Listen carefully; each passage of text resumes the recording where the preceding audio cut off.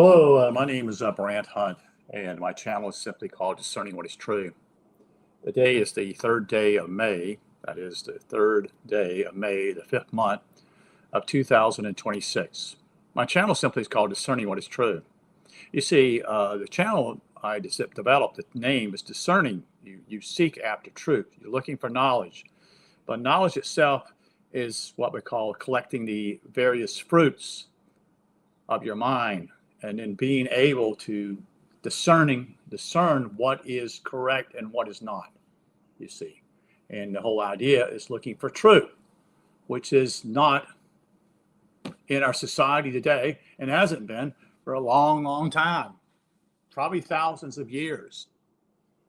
And so Phil Langdon has written a book here, and I got a glimpse of it, I guess. He sent me a copy of it a couple of days ago. And it's simply called The Wisdom and Method of Theosis. And we're going to go through the third chapter called Phoenix. And I'd already placed but actually posted this statement on my Facebook account. Okay, so here it is. You are mine, M-I-N-D. Not M-I-N-E, M-I-N-D. That's the essence of who you are. Mine is stillness. Stillness is timeless, and timeless is eternal. A quote from Phil Langdon, from Heaven is a Cloud of Leverage. And so whatever we do or choose in life, so to speak, we decide within our own mind. It's not, this is the highest apparatus of your body. This is your highest part. This is where you do your thinking. This is where you decide if you want to, your dreams are taking place, your desires, that type of thing. You're going to do certain things in life. What is your pursuit? A lot of people, when they go to college or whatever, they decide to pursue certain things. Okay. Well, that is a part of using your mind. And it's the highest part of you, not your heart. Your heart is important, but it's not the most important part. There are four aspects you're talking about is your fire, water, air, and earth, you see. And the idea simply for the fire represents, let me start over here. Your earth is simply your feet, your body, sort of the lower part of your body. The fire part is where your navel is. Your heart is located, which to deal with the issue of water. And your mind is your air sign. And your air sign represents heaven. It's the highest aspects of who you are.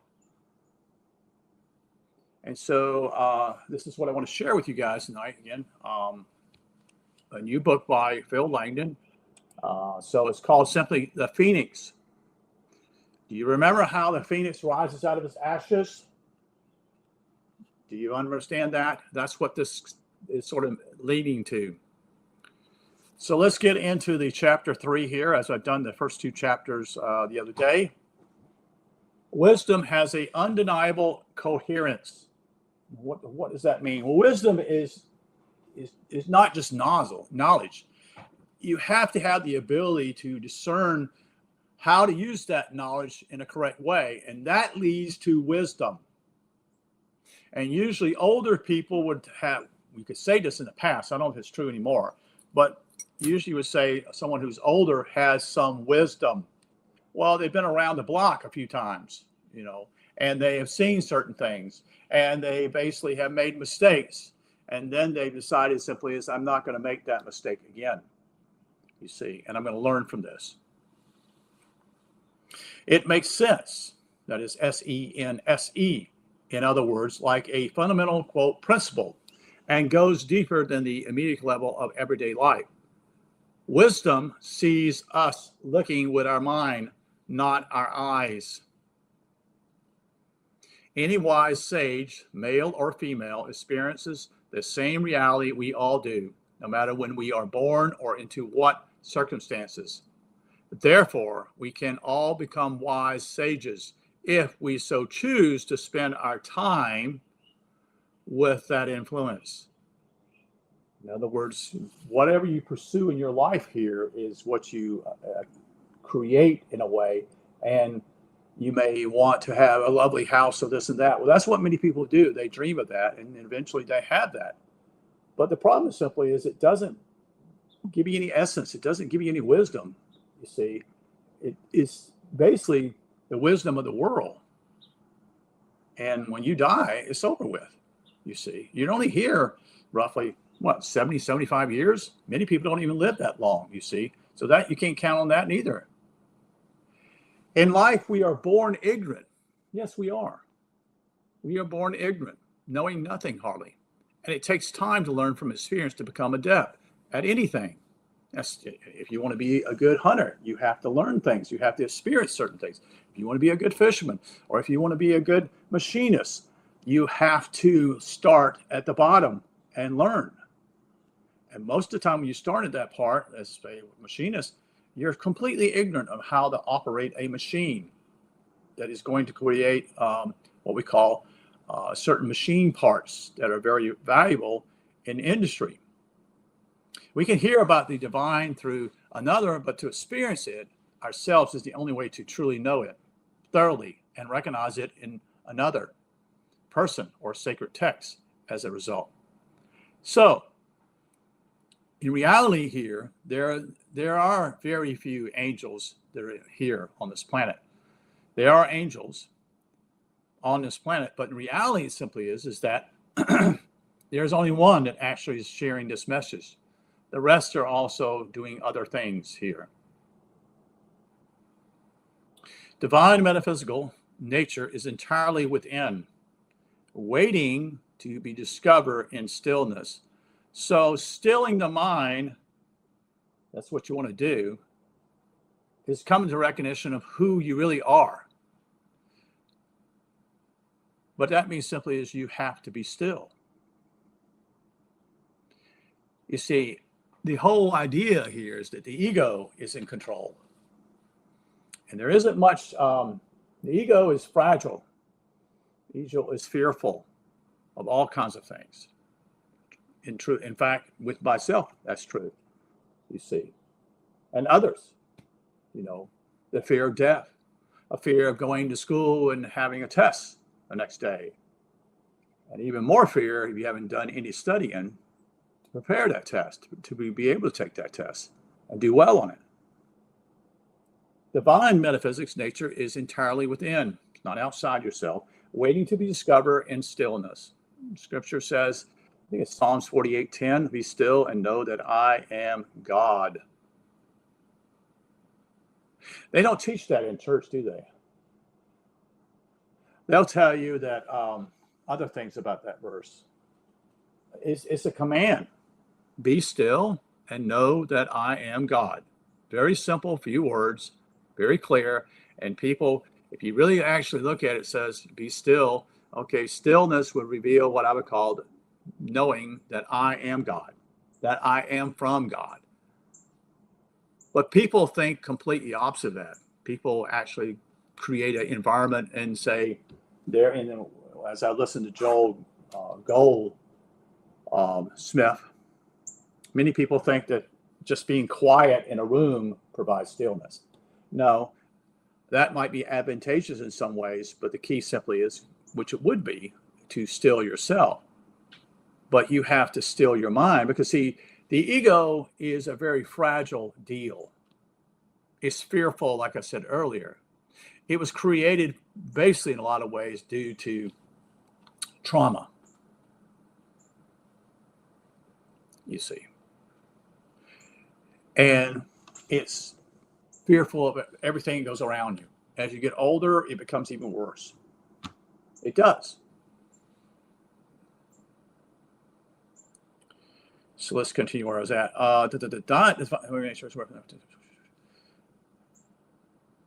So divine metaphysical nature is entirely within, waiting to be discovered in stillness, as I said earlier, and not some other manifestation waiting to pounce in any objective sense. God does not click his fingers and make these things happen. in the world, because it's your responsibility, you see. Since that would make God a control freak, correct? You have free will. You have immense free will to do whatever you want to do. Now, if you kill someone, you will pay that price. You will not reincarnate for a while. Okay? This is what people don't understand when they take someone else's life. You don't have the right to take anybody else's life. Period. Period. God, our true self, has no need for control outside the self. Spiritual God represents complete freedom. In this sense, where all is always well. We do not choose whether the sun will rise in the morning. We would probably choose a very bad time each time. Everybody would choose different times to get up in the morning, so to speak, when they wanted the sun to come up. Some would be, in the West Coast, would be 10 o'clock in the morning. On the East Coast, it would be 6 o'clock in the morning, you see. Likewise, we cannot choose what happens to us in such an objective world where the floor can literally fall out from beneath our feet. Yeah, bad things happen, folks. Bad things happen. But we can choose what we do about the events we have no choice over, and generally guide ourselves towards our own vision of what is the best as we see it. It is a struggle for sure, but we can get most places with perseverance. Obviously, our vision of what is best depends on our exposure to the depths of reality and our appreciation of its values. What do we really want apart from childish things? Think about what he says here, childish things. Everything to do with what I would call, and there's not bad things here, folks, having a house and having a car, this and that things. But is that the most important thing? Well, it's important you have a roof over your head, you'll be able to take care of yourself, yes. But is that why you're here? Is that your main purpose to be here? You see.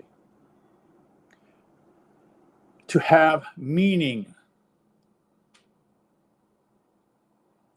to become, or to say, to be meaningful, to not just have a life that amounts to nothing, if at all possible.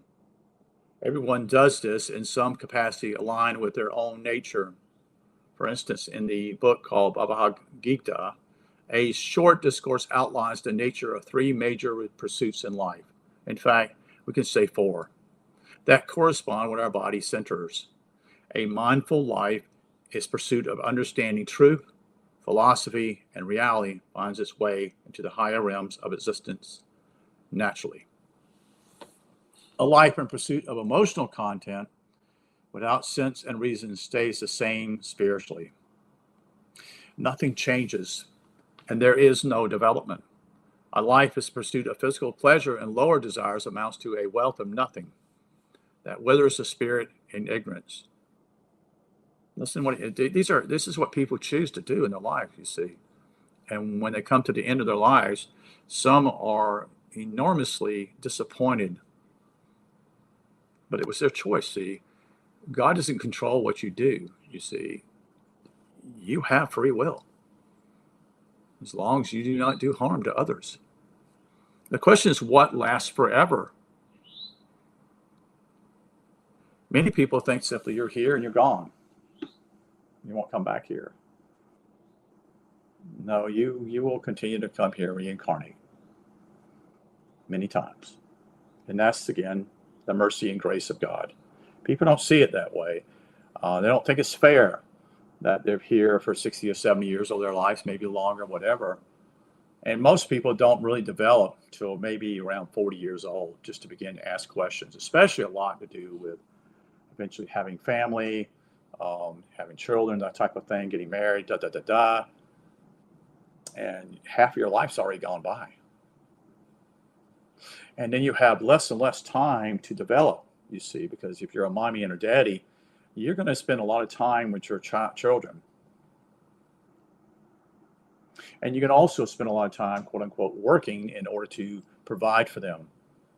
So that doesn't leave much time for you to play around. And that's your choice. I'm not saying anything bad about it. You can do, that's your choice. God gives you that freedom. He's not a cosmic killjoy. The greatest meaning, though, that which is eternal. What produces eternal life? What produces something that will be last forever? Forever.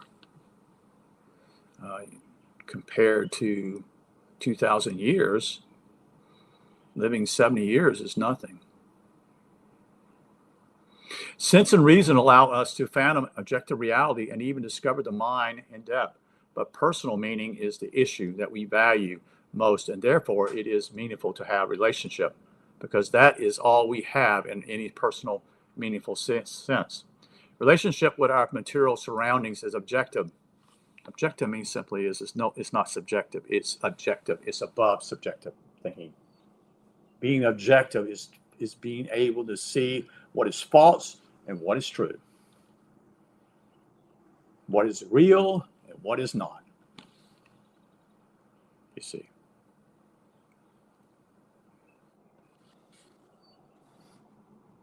Relationships with each other is something entirely elevated, but it is our relationships with ourselves that is the deepest relationship we always keep. That goes all the way to our eternal self. We can only know ourselves in full. And there has been developments immensely in the last 100 years to do with psychology. You know, that was not before this, folks. This is something that's gradually taking place for mankind as he eventually will spiritually elevate in many ways. By the time we reach old age, if we make it that far, we might have laid some time to contemplate the great questions of meaning in life and come up with some answers. Wisdom comes with age and experience, even though we can hear another wisdom through their words if we are young. Through their words if we are young. Hearing about experience is more like watching movies, though. We don't actually participate in the course of a movie other than to, quote, emphasize, or what I call emphasize with events. Truly experiencing them is another issue altogether because the movie version of things is dramatization that links key moments together without all the boring bits in between that we endure when life is really happening. It may be said that the more real world experience we gain, the wiser we become if we are observant and mindful and learn from our mistakes with self-honesty. There's a key word there, self-honesty. Being honest with yourself. Realizing simply is that being honest with yourself means that simply you don't blame others when you make the mistakes. And there's more than that, but that's just part of it. You don't blame others because you made those decisions. You made that decision, you see. You know, it's easy to blame other people. The quickest route to spiritual ascension is by exercising self-honesty, being honest with yourself, and then also being curious or having curiosity, as is stated in Matthew 18:3. Truly, I tell you, unless you change and become like little children, you will never enter the kingdom of heaven. So what does it mean? What does it mean to become like little children? Well, we might say, or we might take it becoming like little children, in quote, to mean that we should not worry about knowledge or learning as such and remain naive and childlike. But the metaphor refers to an issue of being honest with oneself, as little children are naturally completely honest. And that's the key. He says, not be naive and childlike, but the metaphor here of being like a little child is to be honest with oneself. I was out of the park this week or last week, and it was really interesting because I'm single, never been married, and I was out here, and it's amazing how children are so trustworthy. They would say hello to me and speak to me and want to shake my hand or, something of that nature. But I found that really, I wouldn't say odd, but the reality simply is that that's part of the being naive, but it's also being honest. They don't know if I'm a bad person or not. Now, their parents are with them, yes. Naturally, I'm not going to do anything to them, the children. But the point simply is that they are naive in ways, good ways, but also they can be tricked. But it's to be honest with oneself, as children are, because they are honest until they get to a certain age, you see. We can only find heaven with God if we are honest with ourselves about reality, including the fact that we were born ignorant, which we are. We are born ignorant. All the things we know simply is from, mainly at first, is to do with our parents. And if our parents are ignorant, it's going to be a tough life, you see. Think about that. What was your parents like? Did they help you? Did they help you to progress, so to speak? Or did they, didn't know anything? And when they didn't know much, or they didn't protect you, that causes you not to progress, you see. When parents have the ability to love their children without any, just to love them, they don't, which is coming from them, the child is going to be rooted. It's going to be rooted and grow up in a better way, instead of a child being raised in a family that basically is chaotic and there's no love. And when I mean love, there's not just a hug and that type of thing, touching and stuff like that, but it's more than that. And naturally, mothers, in their instinct, would be far more loving because they had that child for 9 months of their lives, maybe less, maybe a little longer.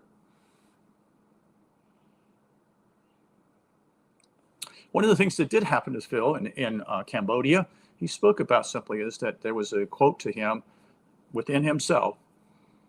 Why did this thing happen? Is because it said you were honest with yourself. That's what took place. So that's the reason why he reveals this here. It's because simply is you need to be honest with yourself. We put on a persona, we put on a personality such and such and try to be someone we're not. That's not being honest with yourself, you see. To understand things takes more experience. If we extrapolate experience to its maximum, we find the fullness of wisdom naturally awaiting there. Truth is already true and forever so. Nothing can change that. Then if we want to, quote, change, end quote, ourselves from ignorant, foolish, and childish to knowledgeable, confident, and wise, all we need to do is open our eyes, see what there is, and deal with it accordingly. Basically, how others treat you. Are you going to let people treat you badly? You naturally will not associate with those people. You will learn, basically, you don't want to hear all the negative things people say to you. Not that they're not true, and not most of them not true, I should say. And then the problem simply is they may be speaking truth, and are you aware of that? You see, are you a good listener to see what's going on?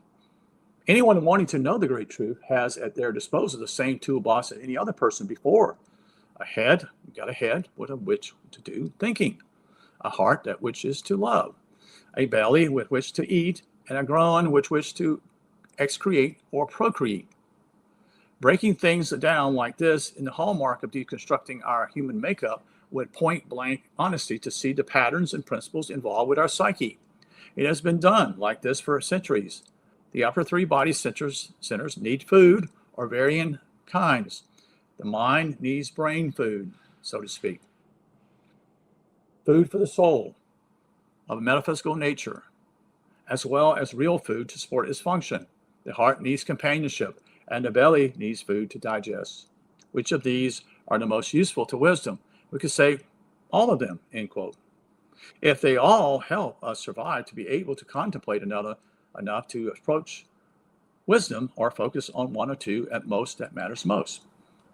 You can say simply, even with the food for what we call for your to be able to eat. If you eat poorly food, you're not going to be feeling well.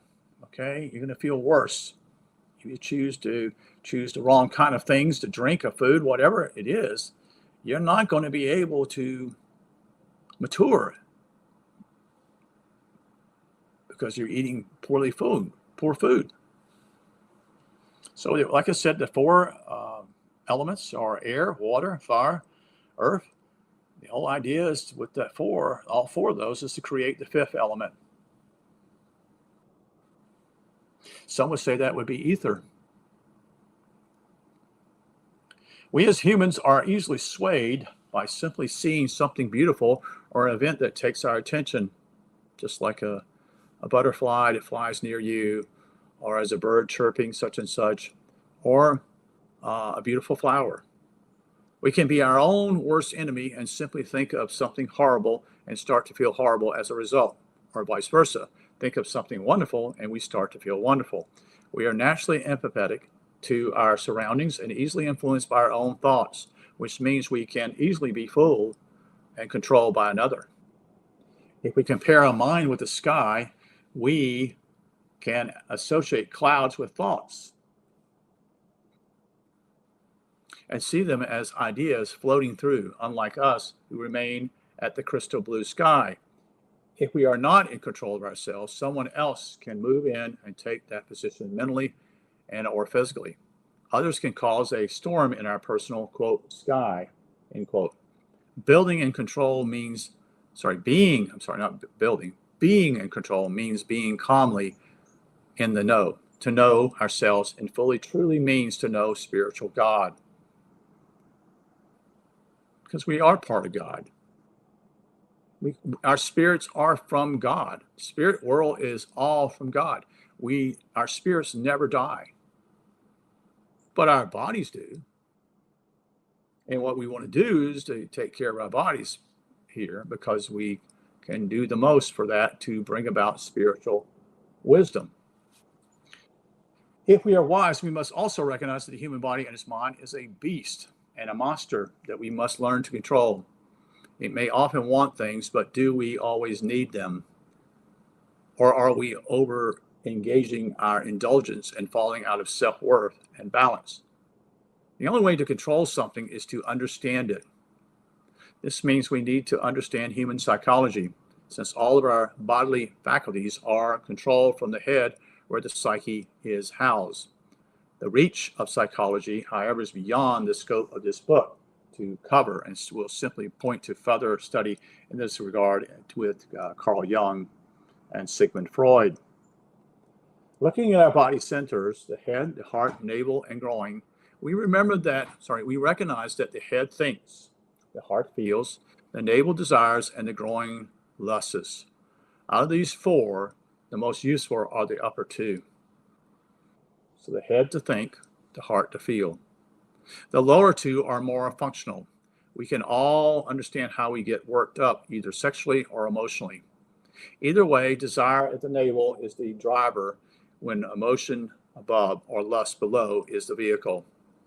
A more sensual approach to life sees us recognizing that we have come from a metaphysical root in both spiritual and material terms, and to recognize it in ourselves. Our makeup and psychology is an important part of our self-realization in life. Fortunately, our ancestors have already figured these things out for us and recorded them in certain terms. Of course, we now generally think of ourselves as greater than our ancestors, and so dismiss their prior recordings out of hand for want of understanding them through misinterpretation. Instead of Carl Jung, more modern, what he calls 16 personality types classification, we have the 12 noetic, or what we call intellectual forces or wills, characterized for us as the 12 apostles of Christ, or the later 12th century King Arthur story with the round table of the zodiac and its 12 knights. These boys represent the variety of attributes found in any human being, and so represents a kind of archetype or classification when it comes to human personality typing. In this case, though, We are not limited to one or two types that we might fit into from a choice of 16. We each have all 12 at these characteristics to master. They act as our guide in a sense, giving us an automatic nudge in the right direction. The head and exoteric. Exoteric means outside. Esoteric means internal. Sorry about that.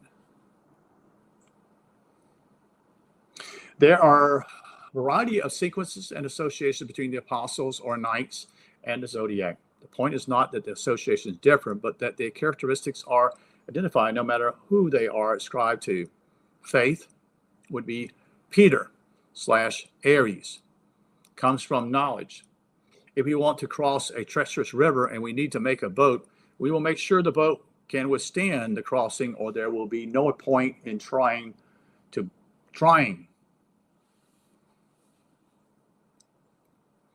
By building the boat with sense, S-E-N-S-E, and reason, we can put our faith in its robustness, that it will survive the crossing and see us safely to the other side. Thus, faith is not blind. Thus faith is not blind belief. It is knowledge based on solid reasoning. Putting our faith in knowledge and truth is putting our faith in what is forever, since the pinnacle of truth is always and forever true. The association with Aries, the ram, is a node to how climbing a mountain is slow and difficult. But we get to the top if we keep going. We have faith in our steps, in our knowledge, that eventually they will take us to the top. To top meaning the truth. And the steps is knowledge of the mountain, which leads, the mountain represents wisdom. You notice simply is that Moses went to the mountain. He met God there. He met God, but it's not what you think it is. It's a story that Moses went to God in his head. He met God in his head. You see, the language is figurative, that it means the mountain, but the mountain of your body is your head. This is where salvation takes place, in your head. Knowledge comes from your head.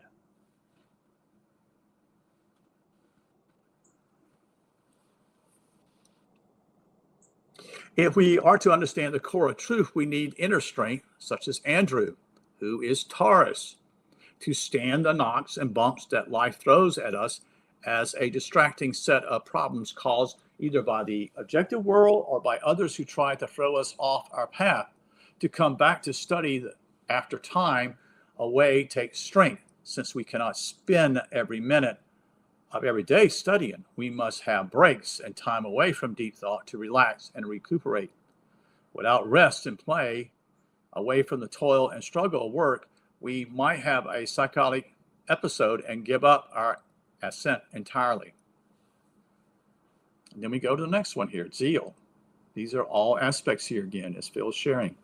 I think, I'm trying to remember, this came from a particular book, an English writer or a Scottish writer, I think. I've got it here somewhere in my older computer. Zeal would be represented by James, which is Gemini, which is the quality that sees us through hard work or difficulty. So what you're seeing here, each particular disciple here is representing a psychological purpose within us, aspect, but it's also representing the astrological sign. People stop with what I call the astrological signs. They look at this and such and say this could happen, this and such. No. That's not what it's meant to be. These 12 disciples or apostles, however you want to say it, represented different astrological signs and strengths, and probably have also weaknesses for sure. So we go back to James. The zeal is the quality that sees us through hard work or difficulties. In other words, not to quote unquote quit. Our love of the subject in question, however, as previously mentioned, zeal must be tempered with rest, lest it burn out or run out of steam or become conflated to obsession. Zeal is applicable to study and the appreciation of truth. In these terms, not into religious bashing on the street with a pretend, quote, zeal for the Lord, end quote. Zeal for religious semantics usually a potential manipulation. Zeal for cold, hard truth is the way to its summit. The next aspect is love, which is represented by John, which is represented by the Cancer sign. It is the most natural quality we all share if our hearts have not been hardened by the vicissitudes of our life. Love is the quality that proves our maturity as vulnerable. When we are immature, we lash out with insecurity at changes and others' attacks, pretending we are invulnerable. But with maturity comes peace and a calm self-assurance, allowing us to love freely. No matter what comes our way, we will have the love and respect of self to deal with issues calmly and love others when it is received and walk away from that which does not serve love and respect. God falls in love with us when we are simply honest with ourselves about reality and keep going no matter what, showing courage, self-respect, and resolve in studying and contemplation of reality, becoming ripe like fruit, you see, in wisdom. You see, that's when, if for example, a pear is quote unquote not ripe, it's not valuable as fruit to be able to be eaten. Power comes from Philip, which is the sign of Leo. And that is another, what the sign is that? Trying to think from my mind here. It'll come to me. Is in our own hands to make and change things in our life for the better. In other words, Philip is representing the sign of Leo, which is another fire sign. And so it is in our hands. It's our responsibility to make and change things in our life for the better. If God is within, it means we all have the general power or leverage within us. What is that power? Or what is this power, I should say? Insight, self-control. Knowledge is power. We cannot change or control the world, but we can change and control our part in the world. Imagination is about Bartholomew or Virgo. It's what we all have, but the quality of its produce depends on our inner qualities. You can use their imagination for games and deceit, whereas an older person, that is more experienced, will use their imagination to develop themselves towards their own divinity. See, that goes completely against what is being taught in church today. It has nothing to, this is your responsibility. Jesus doesn't do everything for you. Never has. This is your responsibility, you see. And this is how the church has completely falsified everything on this planet. That Jesus does everything for you. No way. That goes completely against everything. You are responsible for your life and how you treat people and how you progress. That is your responsibility. You see. Imagination like this is very much like a knife. The results of its application depends how we use it.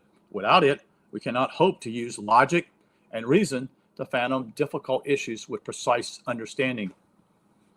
And speaking of understanding, that would be Thomas, the Libra. It's the quality we all possess when we apply our imagination or mind to a problem that has a solution we can find. Understanding by itself takes a second. Understanding by itself takes a second. It takes but a moment when a subject comes clear. Getting there, however, is where all the preparation and hard work is. Sometimes it can take years to understand something, like climbing a mountain. When you go hiking to hike a mountain, you better be in shape. You better take necessary water and food. in order to get up to a mountain, or else you're not going to feel well. You need water. You're gonna quote unquote sweat that water out. So you need to have extra water to go along with you. You have to have food, such and such. You need to have quote unquote the right gear to go up a mountain. In other words, not have some kind of dress shoes going up the mountain. That won't work. Will and order, which is about Matthew, Scorpio, go together. We cannot have will without order coming from it. One logical follows from the other. Using our will brings order to whatever we apply it to.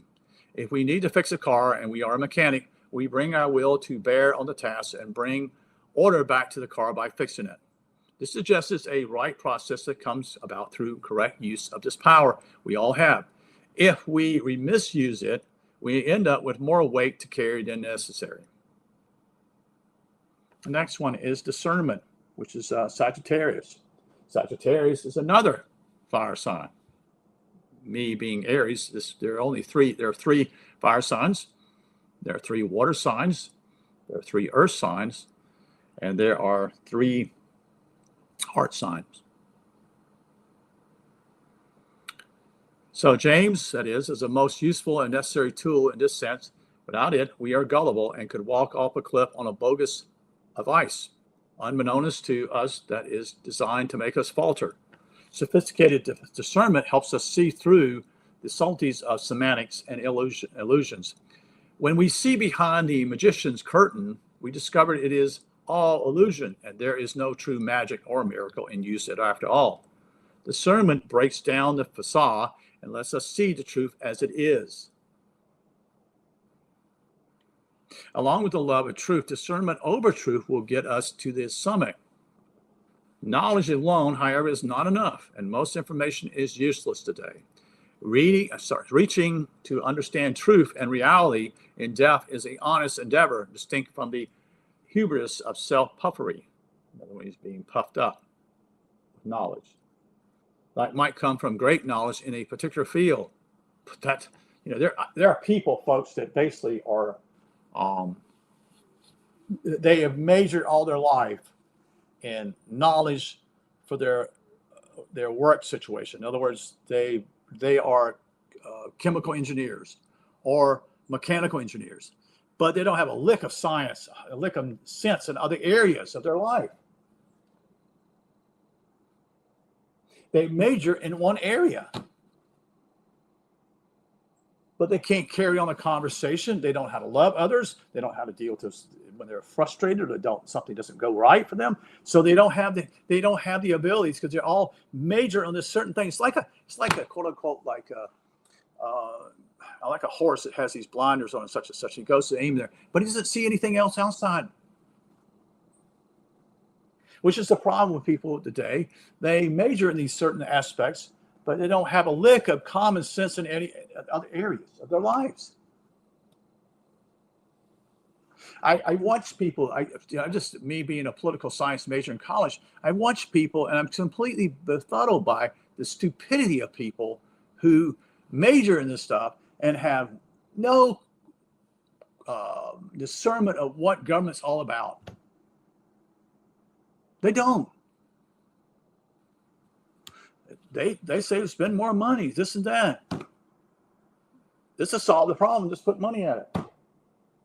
In reality, simply, that doesn't solve the problem. It befuddles me how people are so tunnel driven. Knowledge alone, however, is not enough, and most information is useless, though. A lot of it's totally useless today. Reaching to understand truth and reality in depth is an honest endeavor distinct from the hubris of self-puffery. As I said earlier, that might come from great knowledge in a particular field. Yeah, mainly a lot of people major in the minors in life. That didn't take place 100 years ago, folks. It didn't. They took what I call a wide array of knowledge in some ways. Maybe not that deep, so to speak, but being so deep in one area and not having any depth in the other areas is suicide. Religion and science should converge, not diverge. God's priority with us is our honesty with ourselves, not our performance in life or physical prowess or how much we know. The only purpose of knowledge in life is functional knowledge we use every day to interact with the world and deeper knowledge of reality that primes us for the divine union. The issue of detachment, which would be Thaddeus, which represents Capricorn, is the most important quality we are to keep going. Not detachment from our own heart, but detachment that frees us from slavery to outside objective domination. Detachment from the physical world is the summit of truth. Another one would be faithful devotion, as Simon was representing, which represents the sign of Aquarius. It is not unlike zeal in terms of truthful inquiry. The semantics of faithful and devotion sounds quite monk-like in its suggestion of constant prayer and study like a monk lifestyle. But reality only recognizes our overall direction in life. It is one of truth finding or one of indulgence. Only with devotion to faith and truth, becoming adept to study overall, we make it to the summit. The next we have is another particular one is called life, the generative energy.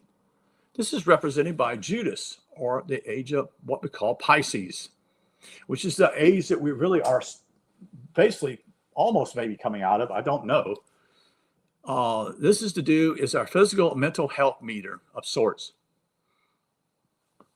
So this has to do without feeling good about ourselves. We are bogged down and restricted with trouble thinking. Our sense of self is wrapped up in the way we feel and reflected on the kind of thoughts we entertain, all of which are guided by these 12 issues that all have gradules from crude to refined. In a sense, we think about oil food. I'm talking oil food. We're talking about crude oil. It's crude. In order for it to be used in automobiles, it has to be refined. In the sense of having a personality type delineated by Carl Jung, we each identify with one apostle or knight in particular, even though the entire zodiac applies to the psyche in us all. Aside from our physical psyche and its complications defining the meaning of the words soul and spirit in our makeup may seem arbitrary and random to an atheist. However, according to the traditions of the world, the soul is a lighter carrier body that, like water, becomes the teapot it is poured into. The soul becomes and fills the physical body while already housing the spirit. So he's explaining the three aspects here. Your spirit, your body, and your soul. Soul is the prior transporter of the spirit in this sense. This is what carries us after death and appears to us in exact copy. The malleable nature of the soul can thus change form without the physical restrictions, explaining how ghosts, that are real enough, can drop through a floor or peep out from a door frame and move at the speed of thought. And that's true. He's correct. I've seen some videos that Phil is a test that basically that's real, folks. That's not a joke.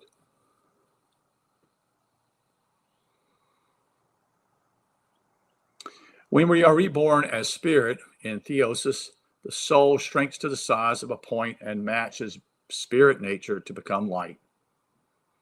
I'll say that again. When we are reborn as spirit, as some would say, born again, but that may be a misconnotation here, as spirit in Theosis, the soul shrinks to the size of a point and matches spirit nature to become light. Soul associates more with the spirit world, since we could say that our soul still carries our spiritual self into our next existence without being released, yet into the zero-only state of naked spiritual awareness. Without our soul and physical bodies, we are spirit, we are formless, we are shapeless and empty, zero-dimensional. You see, singular. So again, without our soul and physical body, he's saying our spirits are formless, They're shapeless and they're empty. They are zero-dimensional. That's the God part of you, you see. Singular, not duality, singular. We are eternal itself. Meaning simply, this is what he's referring to here. This is what happens to us when we die. Our spirits are from God. They're zero-dimensional. They're timeless. So we are eternal. We never die in that aspect. In this sense, peering into time events during life to grow towards the fullness of theosis. This suggests that physical life has a reason.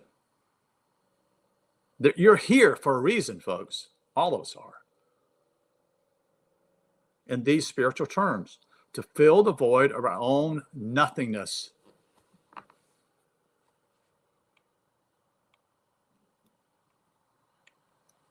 The heart and mind define who and what we are in life. Together, these two are what guides our overall direction towards or away from the focal points of divine nature. Access to the divine within is granted via the, quote, keys to heaven, end quote. The first is gold, G-O-L-D, and enters through the heart in the divine blitz of perfect stillness and true love. The second is silver and enters through the intellect from the understanding the divine exposure represents. Both are needed to make heaven. This is what we talked about long ago, probably 2 or 3 years ago, me and Phil talked about. That the Catholic Church actually gives you an illustration of this, of the two keys. The one key is gold. The other key is silver. The gold key is when you enter and you find stillness, you see, and true love. The silver is the aspect simply of dealing with what I would call, so why did this happen to me?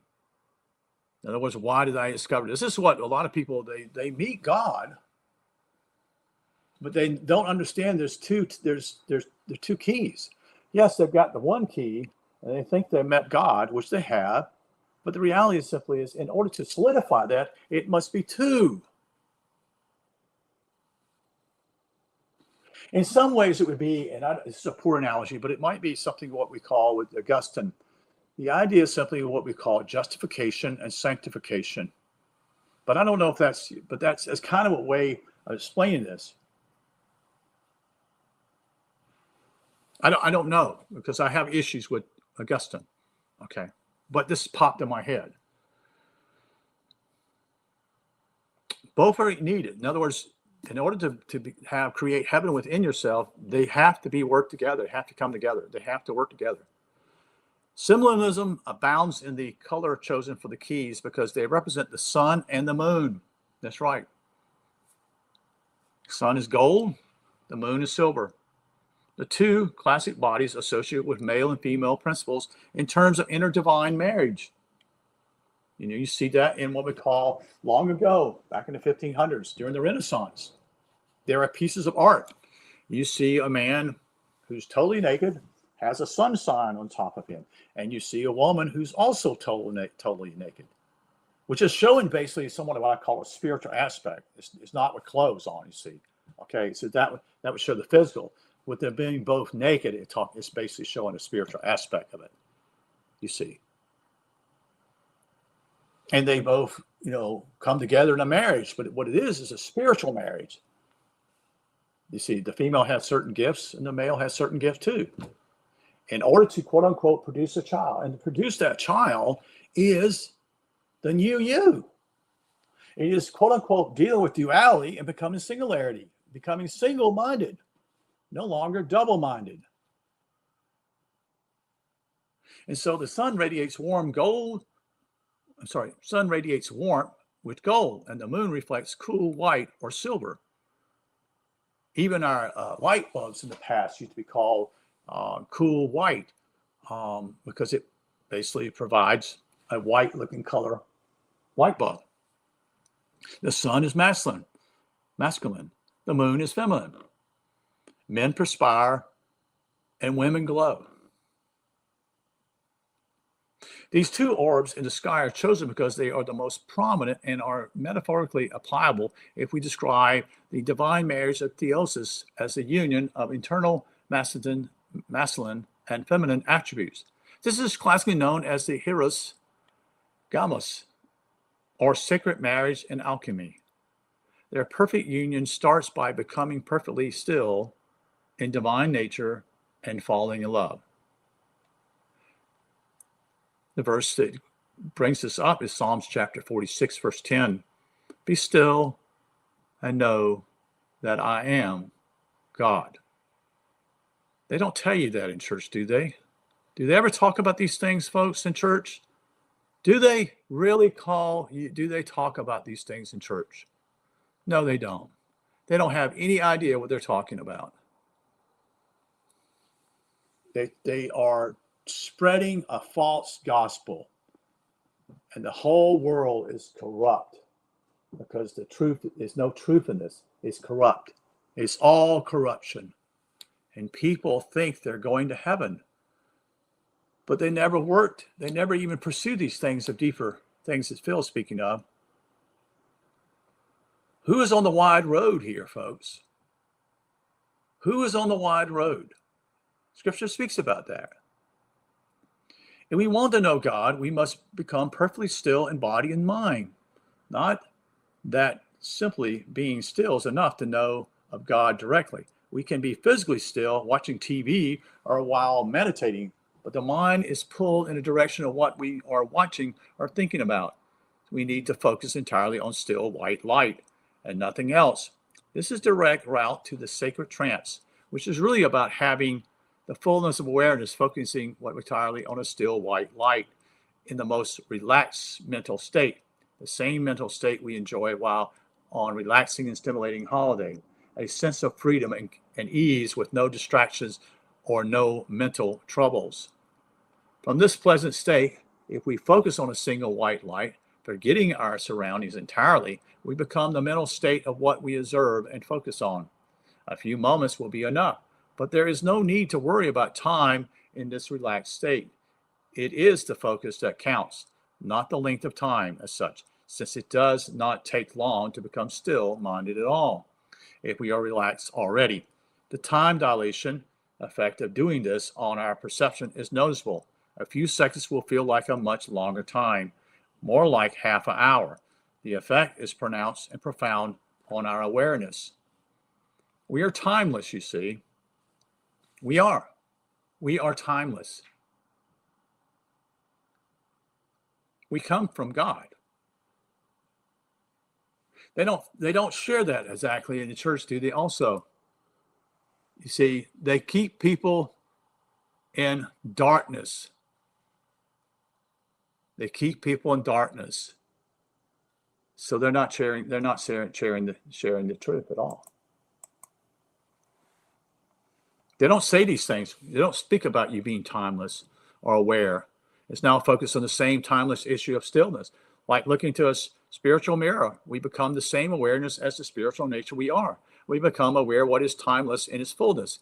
God, our true self, is there, seemingly everywhere at once. Now we can meet spiritual God, being fully aware of God's presence and have spiritual union. The experience is describable, but has to be experienced to fully appreciate as ultra real in its incredible fullness. This is our own mon, that is, single monad, or single nature, or spiritual nature, becomes apparent to us consciously. We are monad as spirits. At first, God is everywhere in this state. But as we try to identify this person who is spread abroad, God becomes focused as a persona and comes to meet us where we stand or sit.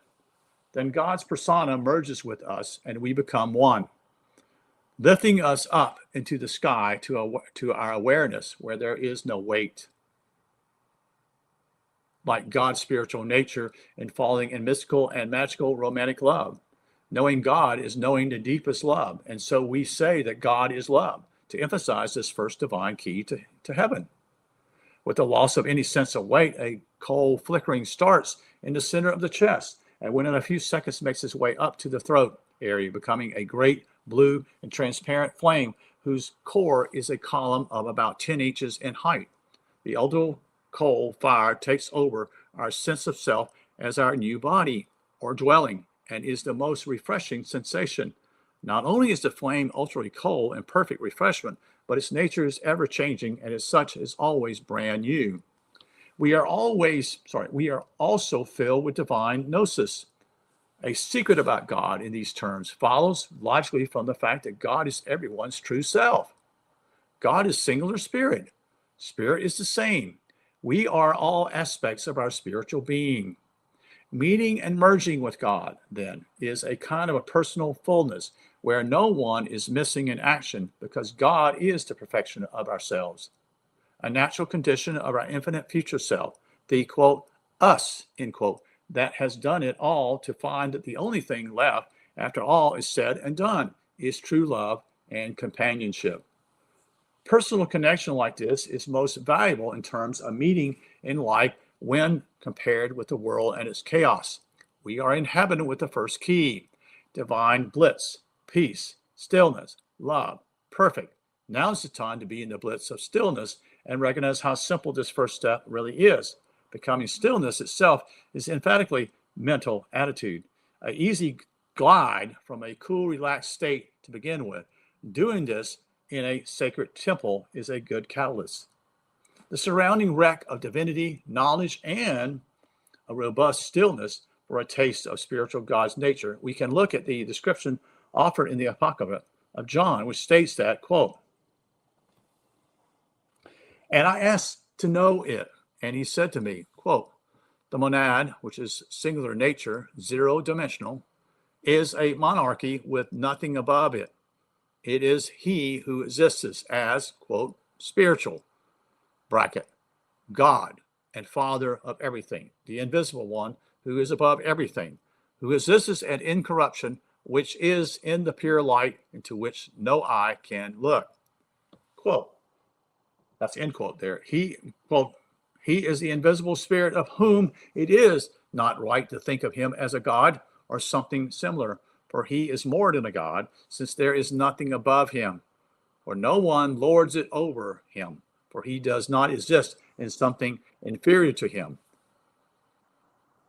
since everything exists in him, for it is he who establishes himself. He is eternal, since he does not need anything, for he is total perfection.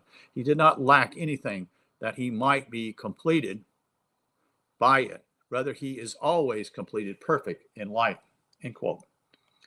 He is illimitable, since there is no one prior to him to set limits to him. He is unsearchable, since there exists no one prior to him to examine him. In other words, there's no one been before him. You know, he's completely eternal. He's always existed from the beginning, if there's such a thing as beginning. He is immeasurable, that is, quotes, infinite and never ending, since there was no one prior to him to measure him. He is invisible, since no one saw him. That is, in a quote, being the true self of all. He is eternal, since he existed eternally. That is, he is, in brackets, timelessness. He is ineffable. That is, he's unlimited, since no one was able to comprehend him, to speak about him. He is unnameable, since there is no one prior to him to give him a name, end quote. Quote, he is immeasurable light, which is pure, holy, and immaculate. He is ineffable being, perfect in incorruptibility. He is not in perfection, nor in blessedness, nor in divinity, but he is far superior. He is not corporate, nor is he incorporated. He is neither large, nor is he small. He is fullness, end quote.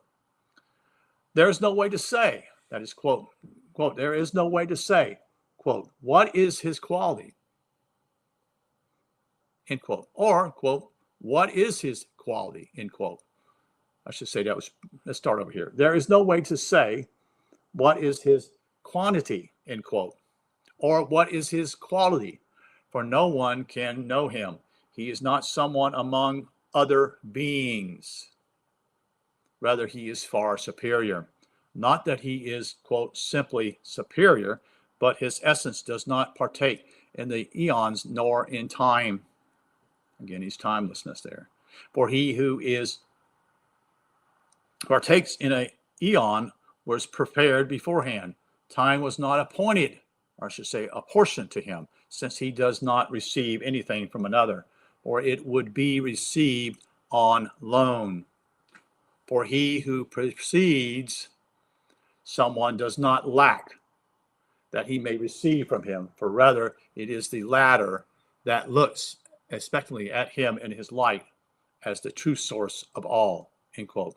Quote, for the perfection is majestic, ever perfect. He is pure, immeasurable mind. He is eon giving eon. He is life giving life. Brackets. Spiritual God is the fullness of eternity, giving the fullness of eternity, end quote. He is blessedness dash giving blessed one. He is knowledge dash giving knowledge. He is goodness dash giving goodness. He is mercy and redemption dash giving mercy. He is grace dash giving grace, not because he possesses it, but because he gives the immeasurable, incomprehensible light. How am I to speak with you about him?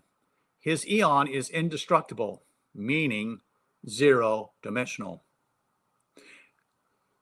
At rest and existence in silence, reposing and being prior to everything, timeless. For he is the head of all the eons, and it is he who gives them strength in his goodness. That is, from all is God. In bracket, for we know not the ineffable things, and we do not understand what is immeasurable, that is infinite, except for him who came forth from him, that is the Son, S-O-N, of God, namely from the Father, being spiritual God, end quote. When we experience spiritual God directly on the divine within like this, we all wish to convey it to others so they may understand as we do. However, a description is only second-hand and always falls short without the experience to draw from. Even if we exalt the divine with deserved words, we cannot give another the experience itself. It's rather like describing our favorite movie to another, hoping they will be as enthusiastic over it as we are having experienced it. Sometimes it works, but mostly meets indifference and disbelief. Yeah, that is definitely the truth. Most people are indifferent to it because they don't see it. They don't see it around them. Well, this guy must be blowing, smoke up his rear end, so to speak. You see, that's why people don't pursue it, because, well, it's not. I don't see this anywhere else. It can't be true that this is true. Can't be, and they just dismiss it. The second key to heaven, in contrast, is more about playing with the yin and yang of opposites as a single issue, and is the direct result and consequence of the first key. We do not know about the importance of unifying dual opposites until we meet the divine and realize the gap between our understanding and the fullness of gnosis. Gnosis means simply knowledge, that is, intellectually. Merging with God is receiving divine gnosis, allowing us to close this gap. This means we can now solve the hardest problem of all, how are spirit and energy related and therefore unified. So speaking as simply as that one represents the feminine and the other represents energy. And the male represents the spirit, and the woman represents the female represents energy. Because the female is always moving all the way around, always going, while a male is solidified in itself. It is the answer to this question that indirectly causes ascension while merged with spiritual God in love and bliss, even days after the event. Here's the issue of what is to prepare for this second key to heaven. Knowledge and logic that helps us figure out the relationship between all opposites. If mature nature in general is yang. The yang is simply going to be the opposite by default. By this analogy, we need only look to the opposites of material nature to surmise a good portion of what is spiritual nature. We know that energy is always in motion. In fact, motion is one of its main characteristics. With energy and motion comes time and space through which manifest events play out. In this sense, the universe is never the same twice. Each moment is brand new. In every yin, there's a bit of yang, and vice versa. Every newness is one of the characteristics in the fullness of spirit nature. We are brand new all the time as a spiritual flame that constantly changes. We can also say that every moment in life is brand new for us since we constantly get a little older and therefore are never the same twice. The issue exists in both, but the application is different. Spirit is also eternal, since time does not pass for it. Being eternal means it must also be perfectly still. Why would spirit need to move anywhere when it is eternally itself? Spirit is, moreover, perception or awareness, that is the, quote, real me, end quote, without the soul or physical carrier body. This makes physical life an objective, immersible experience for awareness, a virtual physical reality where consequences register and count dearly in physical terms. The spiritual cost of a life without divine union is more of the objective spirit world without pointed personal development. You didn't make heaven within you, you see. The, quote, spirit world is the world of souls, not the raw place of spirit alone. Quote, birds of a feather flock together, end quote. Applied to the world of souls sees everyone take up various levels in its spectrum. The issue of spirit, however, is unique and the most personal. It deals with the full awareness of our own root without either the soul or physical worlds taking up our attention. It is the most subjective state. Spiritually, without a cloud, we only have the pure emptiness of our own infinity, the equivalent of a cinema screen or holodeck, end quote, that we can subjectively invent as we go along. There is no limit with our own subjective spiritual emptiness. If we make the cloud in Theosis, however, we have the great objective reality merged with our own subjective being. You see, subjective is, objective is, truth. Subjective is always variable. It's always going back and forth. What is objective? When you ask that question, it means what is truth. And what is subjective means simply is vice versa. It could be this, could be that type of thing. This suggests that the cloud is the only thing we use the physical world to make because it is the only, quote, thing, end quote, that lasts forever from it. Everything else disappears either when we pass into the spirit world, that is to die, or lose these during life. No possession comes with us in death. Therefore, when we pass, we are purely naked as souls carrying our spirit.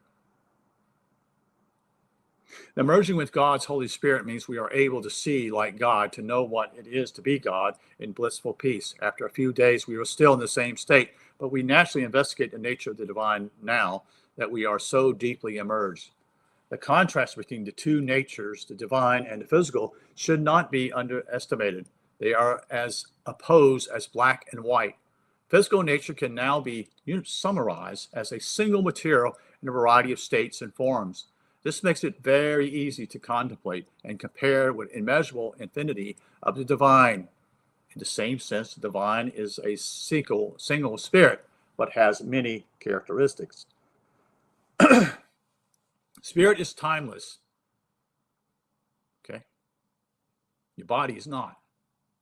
Your body's not timeless. Your spirit is, meaning nothing changes. Time, on the other hand, is the measure of change and process, reminding us of physical nature. Logically, at opposites, spirit and material must be linked somehow in the same sense that north and south polarities are linked by the material of a magnet or a planet or star. They are part of the same system. Recognizing opposites like this, we form a thought experiment that represents these two qualities together as an interaction. It is their interaction we are looking to understand, since we already understand them in their separate nature by simple logical analysis.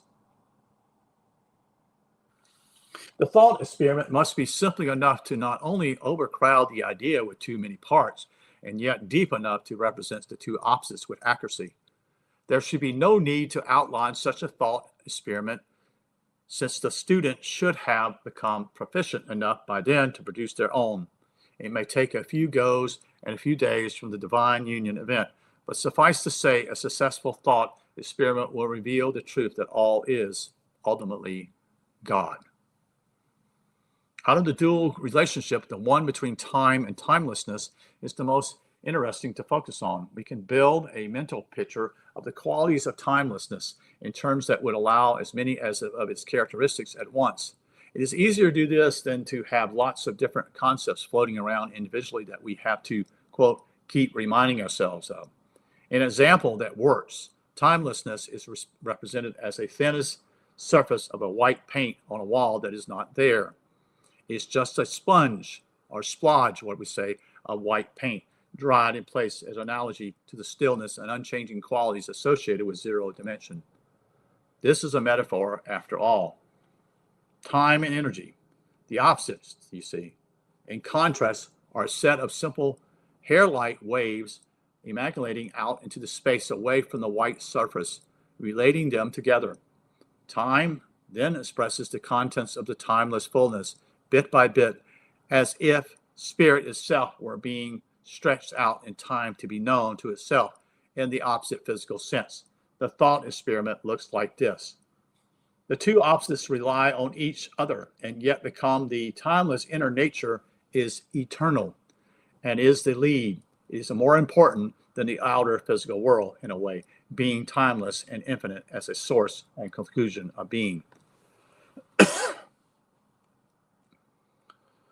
Thus, here is a single zero-dimensional root. Hold on just a second. I need to get something to drink here, folks. Hold on.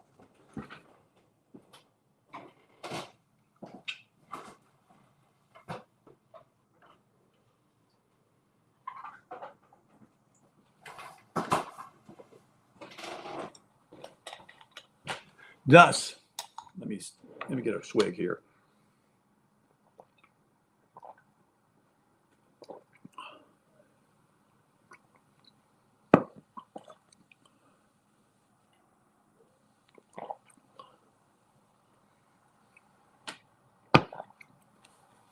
Thus, here is a single zero-dimensional root generating its opposite that allows the root to understand itself by interacting with its own outer manifestation. In so doing, the observer, you're going to talk, the observer and the observer here. So the observer discovers the eternal nature of their own divine fullness. With the realization that the two opposites are generating the means for the other, spiritual God becomes the solution to the riddle. To know this is to have gained gnosis. Gnosis simply means knowledge. From the divine experiment or the experiments of the first key. The moment of realization sees our thought experiment becomes distorted visually as our awareness slips suddenly, as if on slippery ice, and we find ourselves in our own thought experiment within which a scroll suddenly bursts out from a point in front of us, opening out in both left and right directions of incredible speed. When we turn to see where the scroll is going, we can see the vanishing point it is heading into the far distance. Within a short moment, all goes black. And we ascend into the condition of light speed itself.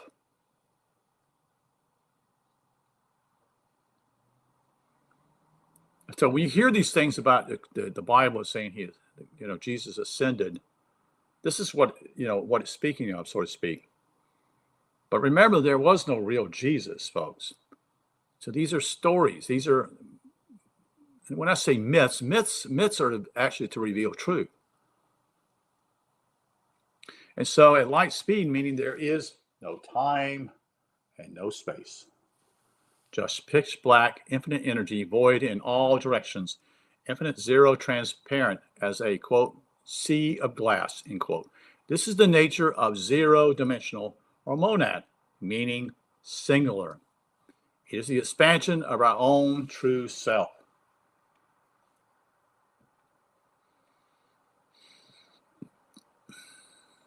So they talk about this in Zen,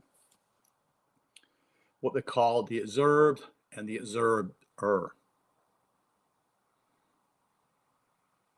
And that's what he explains here. It's called realization, he calls it. The observed reality being on the left and then being on the right is the observed reality, but then there's a complete circle around it. Okay? And then you have two arrows going out this way.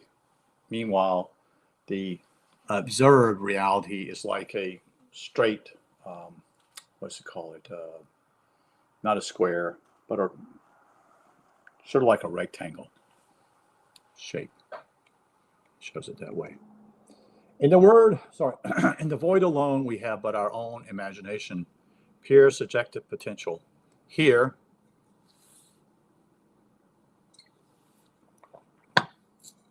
we can be our own best friend or our own worst enemy. What we imagine will appear in front of us and take on a reality to our perception. It will seem real, like a solid hologram, but it is us who conjure it. So the void is our own personal, timeless reality without all the fancy bells and whistles of life, the universe and the spirit world getting in the way. It is purely spiritual or zero-dimensional, and therefore purely subjective and personal. The key ontological issue then is going to be the potential for objectivity. At the moment, we are the only, quote, objective, end quote, issue in the void. Without the physical or spirit world, we become the light of the void, all alone. Turning around in our own void is an issue that proves we still have perpetual vision while there. We cannot see behind us. We might think our view as the discreteness of monad. It is in all directions at once. Not so. We have to turn around to see there is a cloud right behind us when we ascend in the void with the divine like this. The cloud is the objective issue. Okay? It's the whole objective. And half physical and half spiritual, quote, thing, end quote, since it was produced by a spiritual expansion from a physical location inside the brain. This is why everything is in your head, so to speak. And he's telling what's happened to him. This is subjective. But it's also objective. It's what Phil Langdon experienced over 10 years ago. Okay? At Angkor Wat. I doubt anybody even knows where this is at. I won't even tell you the country. Most people don't know where it's at. Look it up. Look it up. Pursue some truth for a change. How about it? Dig deep, as one would say. Having shape and form determined by the pineal gland it comes from. So we know we've been told all these things about the pineal gland, such and such. So this is what it's revealing. So this is Phil's subjective, but it's also Phil's objective, because I don't know if anyone else has experienced this on this whole planet. No one has experienced this at this time period, as I know of, has experienced this. No one. So it is subjective, but it's also objective. Okay, so Phil Langdon was there when it happened. Okay, so it's subjective, but it's also, since it happened and it took place and it changed his life, it became objective. It became truth, you see. This makes it the unification of two opposites of spirit and energy. Again, the whole deal with the masculine and feminine here. This makes it the unification of two opposites of spirit and thus the unification of the subjective, spiritual, and the objective, energetic worlds. It is thus the alpha and the omega of cosmic existence. in the Bible, it says, I think in Revelations, I'm guessing, but I'm thinking the last part of the book, it says the Alpha and the Omega. A cosmic existence, meaning it is both the objective creator and the subjective redeemer by changing from the indifferent one who makes everything a certain way to the redeeming personal savior in every respect. Theosis takes place in heaven, the foundation of the first key, and everyone is invited to the same event if they so wish. It is open to anyone willing to be completely honest with themselves about reality. So that is chapter 3 tonight. So I appreciate you being here. Let's see. Let's see if I can do something here real quick. I am seeing some comments here. Again, this is just recently Phil Langdon sent this to me this week.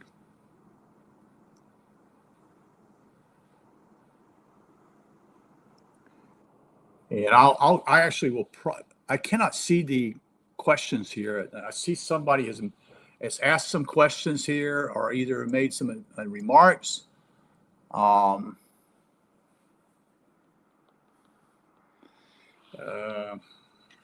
Let me see something else. Hold on just a second. Let me find my glasses.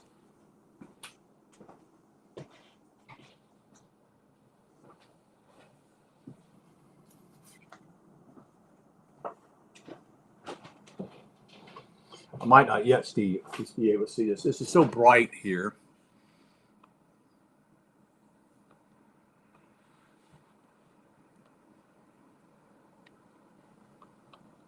I'm sorry, I just cannot see it. Let me see if I can change the color here.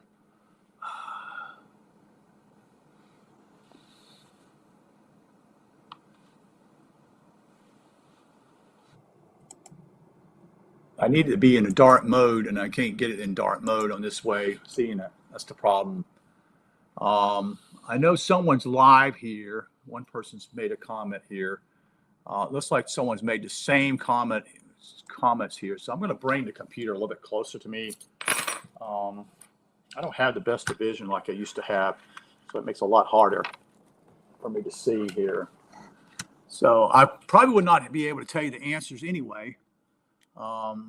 True. Looking for the silver one. It's falling within. Good to see you again, Brant. Thank you. I would like to be able to read this better. Again, for me to read this particular work, I have to change the background of it, and that's what makes it hard here when I use StreamYard. But I do see your comments here, and I'll make a comment after the show, probably what I'll do. I didn't expect it to be this long. I really didn't expect it. Phil just sent this to me this week. This is all, the day is Sunday. So I got it, I think it was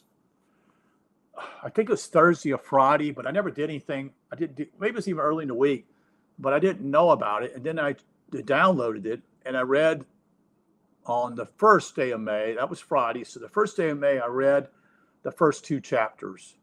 And tonight, again, I haven't read it before. I have not read it at all, any of this works at all, until tonight. Okay. And so me being, I don't know what time it is, probably about, let's see, where's my phone here? I can tell what time it is. It's 9 o'clock here. So it would be usually probably an early morning for those in England, because this would be 6 hours ahead of me or 5 hours ahead of me. So, but this is something that Phil came out, sent it to me. We have not corresponded a whole lot. He's been busy, and so am I. So we haven't corresponded a whole lot. So when he has recommended to me to read or listen to some of the audio portions of Joel, Joel Goldsmith, who's dead, but did these recordings long ago. Joel died in 1964.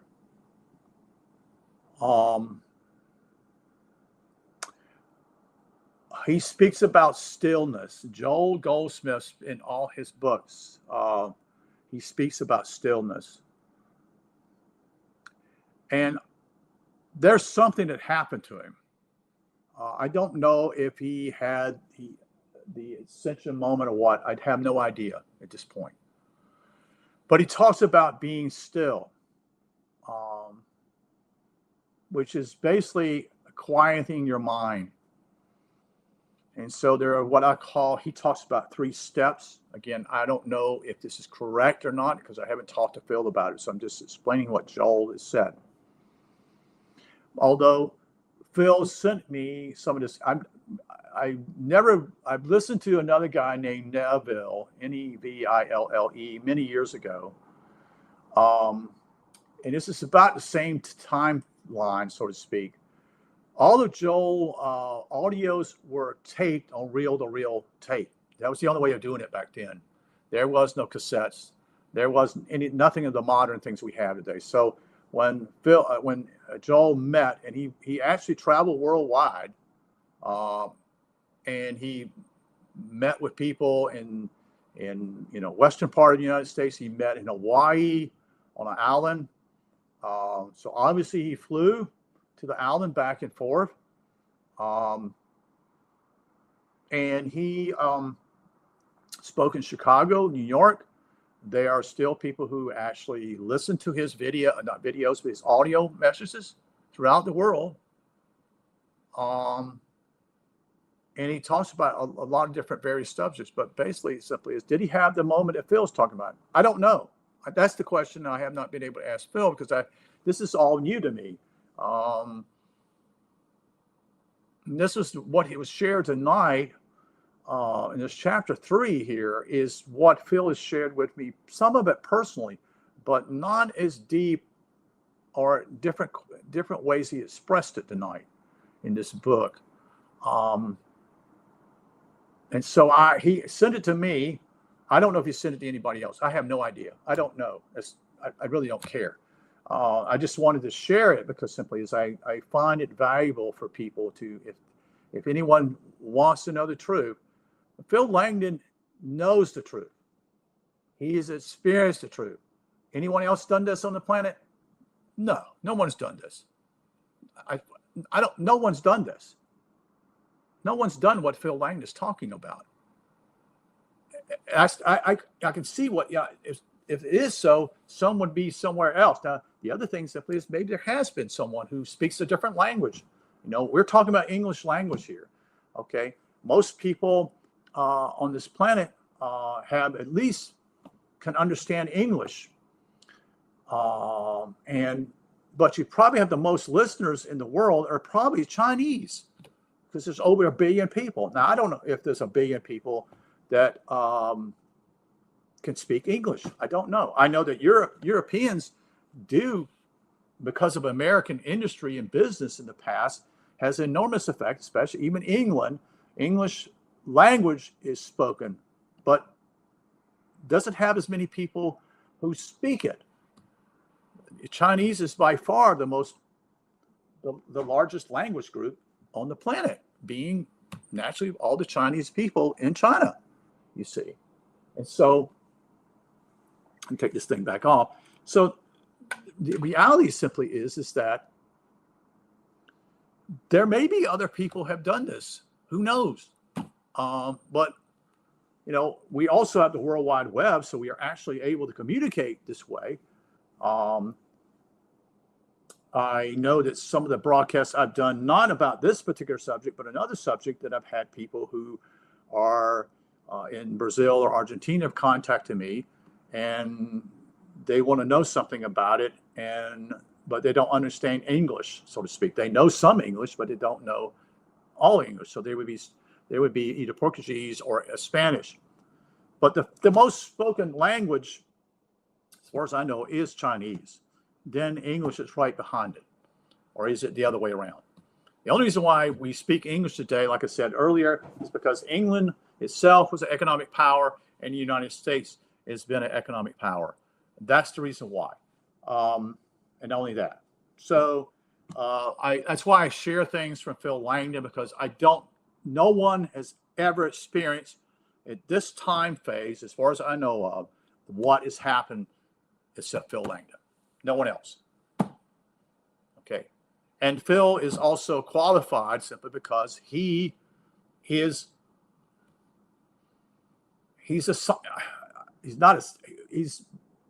scientist in a lot of ways. I mean, he's that way. He's a brilliant person. Okay. But yet he can break it down in a way to explain it to others who are not brilliant in that way.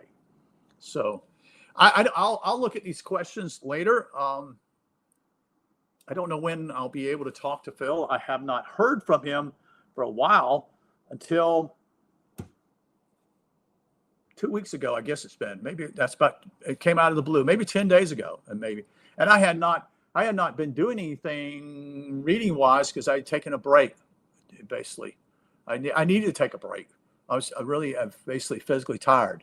And that's why I chose, I haven't done anything a whole lot with him. And he's been busy also. So that makes sense. But I hope this would be passed on to others, because this particular chapter tonight, this chapter I just read, is filled with a lot of truth. There's no doubt about that. Okay. And what I'm hearing is what I'm reading here and what I'm seeing, such as this has been conveyed in a better way, or whatever, how you want to say it tonight. I'm not saying that Phil doesn't know how to convey it. I'm not saying that. I'm just saying simply as much time I've spent with Phil, and it's been, I think, 2023 or 2022. I have recordings of him and me we never did any public things at first, because simply as I didn't feel in depth to, quote unquote, to ask him any questions, because I didn't know what kind of questions to ask him at first.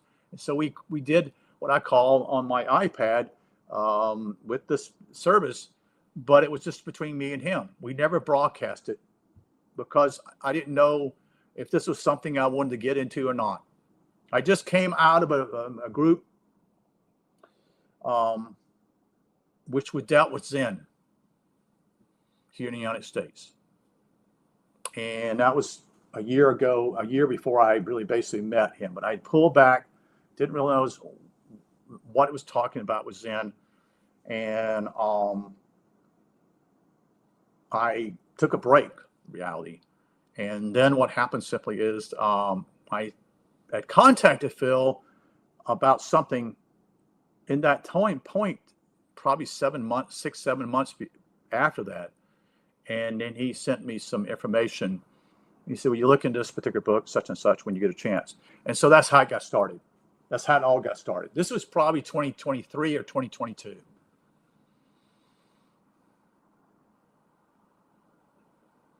I was following a guy here in America with Richard Rose, which was a Zen guy.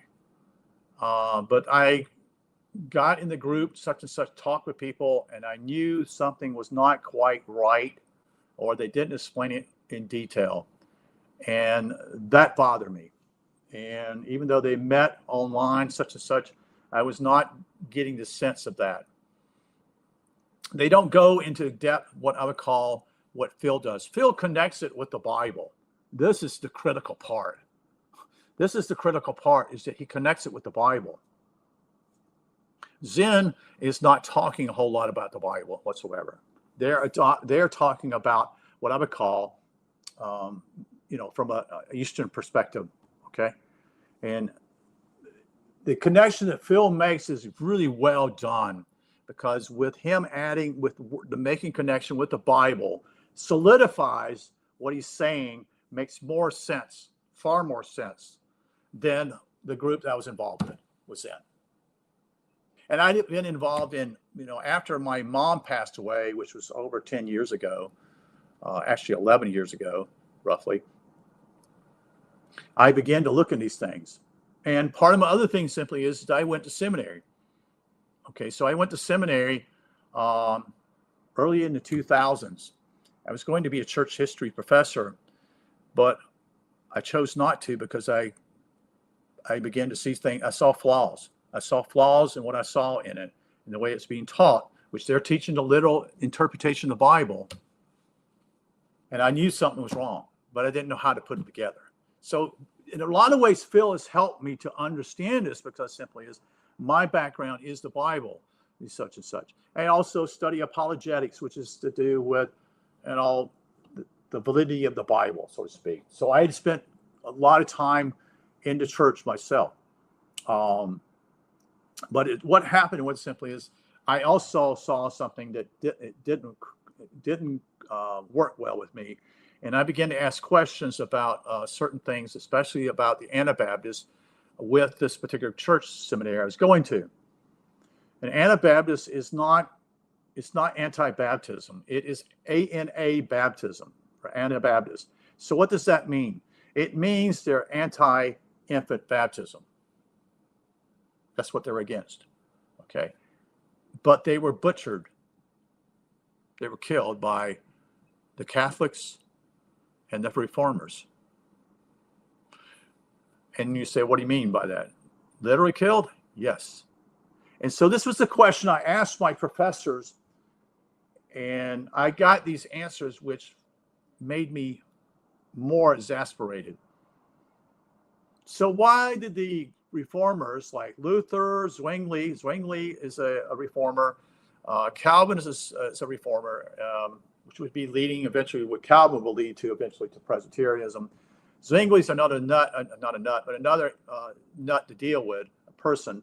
And then Luther is the deal, what we call, eventually leads to the Lutheran Church, the creation of the Lutheran Church. Zwingli was in what we call the area of, Zwingli and Calvin were both in Switzerland. Zwingli's to the other side, to the east, while Calvin was to Geneva. And what takes place is Zwingli has a group of people who are coming from parts of Austria and parts of southern Germany that are beginning to somehow, something's not mixing, it's not working out. And they are contesting Zwingli. Now, Zwingli and Calvin are appointed by the church, by the city councils. So they are actually government officials. Okay, this is where people don't, and Luther was another one, but Luther was not tied in with the city councils. He was tied with a duchy in Germany, but he was, in some ways, all these people were given what I would call a stipend or some type of form of money in a way for them to continue on, to help with the church, so to speak, that type of thing. And I ask questions in seminary. I say, excuse me, but we got a problem here. We don't just kill people. Well, that's just the way they were back then. No, no. You can't get away with that. That was a red flag for me. No, you can't do that. You can't do that. And what I mean by that simply is you don't kill people. Excuse me. If there's something, in other words, we talked about it, me and Phil talked about it. When you kill someone, you're going to deal with it. God's going to deal with you personally. It may not, you may get away with it here in certain countries and get away with that, but you're not going to get away with that with God, because you took innocent life. You killed someone. And when you kill someone, God's going to deal with you when you die. And you're not going to be able to, quote unquote, reincarnate for a long time. Okay? God doesn't, there's no favors with God here. Okay, so God is not going to allow that. And until you make peace, whatever it is, that God would know that you simply is you're sorry for what you did. Because see, you robbed someone else the opportunity of their life. You don't have a right to do that. Now, I never went into the issue of quote unquote Anabaptists are also they're anti-war. They don't want anything to do with any kind of thing. Although there were certain groups of Anabaptists, which we can go in all that stuff, but there's a book by a certain writer here from, I want to say University of Pennsylvania, maybe not, talks about the issue of the Anabaptists they were peace-like people.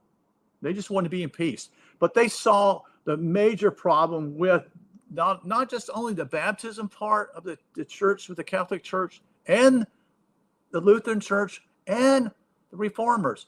All these three groups were baptizing infants, and they were misleading people. And so misleading them as though they were going to be in heaven, so to speak, But they saw it as a problem with church and state being separated, and which would be they should be separated. This is why Anabaptists, the Amish, and the Mennonites are separatists. They don't have anything to do with government. Okay, in America, that's why they came here to get away from Europe. Some are in Canada, but most of them are all here in America. The Mennonites are part of what I call Simons, okay, who was a leader of the Mennonite church, which developed in the areas the Netherlands. Okay, and then Michael Sadler was in the area of what we call southern Germany area, and Michael Sadler was brutally killed. He was burned to the stake by the Roman Catholic Church. And his wife, who did not recant what she was doing, I'm not saying that I'm not in agreement with what the Anabaptists are neither, but they both were. Michael Sadler's wife was thrown overboard in a boat with a rock or whatever held her down. She drowned. Okay, she drowned a woman. They drowned a woman. And then with Michael Sadler, they tore out his tongue because, see, he was willing to share. He was trying to speak, and they did not want him to speak.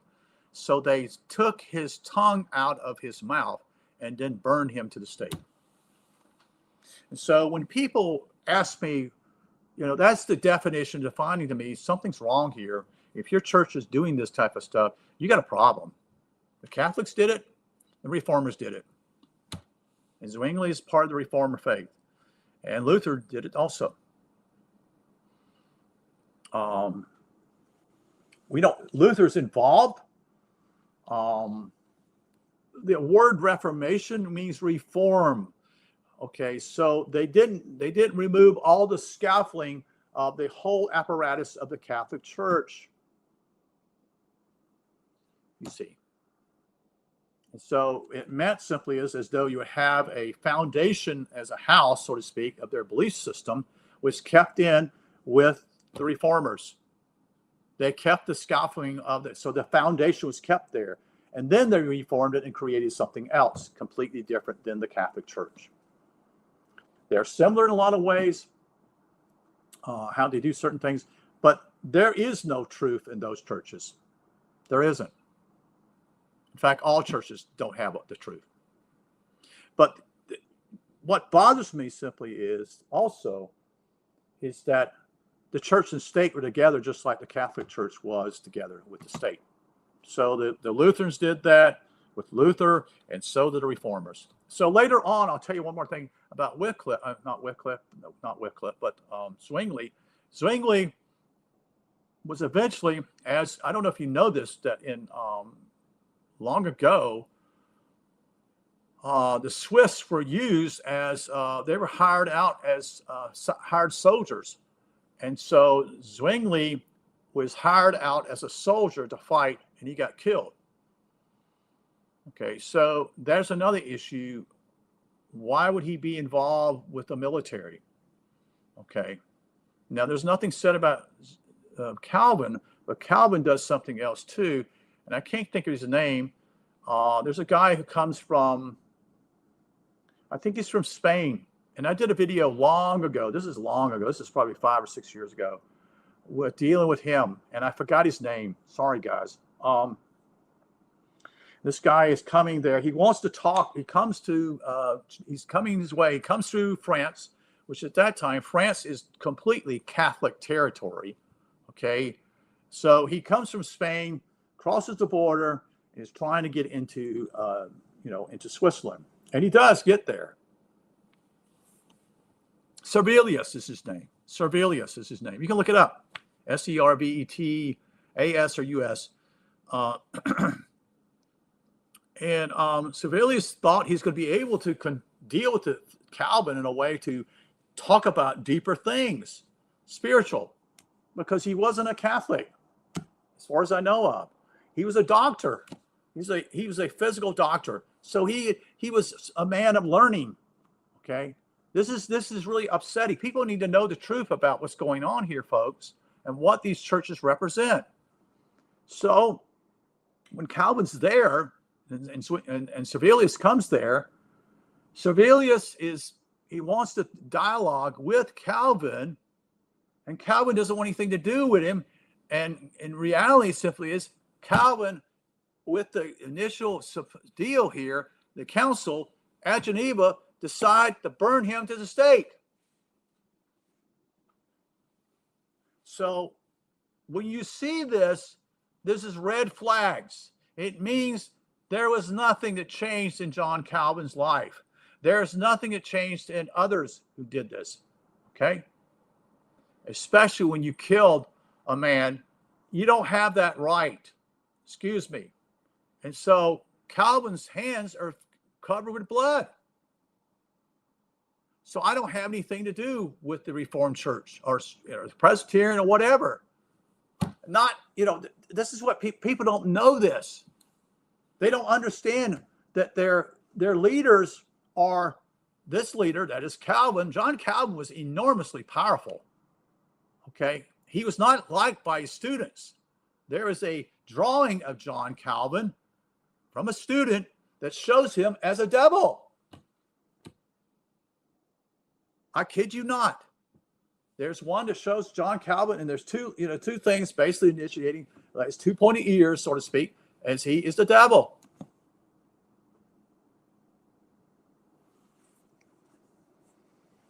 And both of these, this is the other thing simply is, this is the difference between Anabaptists, not only to do with the infant baptism, they did not believe in taxation, so to speak. They did not believe in church. They believed that church and state should be separate, not working together. And there's a great movie called The Radicals, which actually deals with this whole issue because it explains what's going on. And what's happened simply is